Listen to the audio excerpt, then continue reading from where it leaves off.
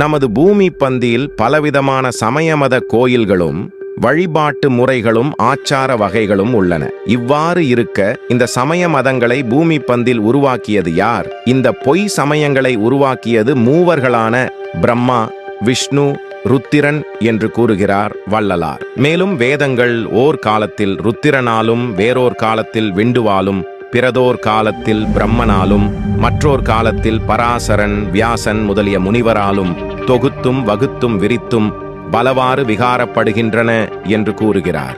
இவர்களால் தொகுக்கப்பட்ட வேதாகமங்கள், இதிகாசங்கள், சாத்திரங்கள் எல்லாம் பொய்கள் என்றும் குப்பைகள் என்றும் கூறுகிறார் வள்ளலார்.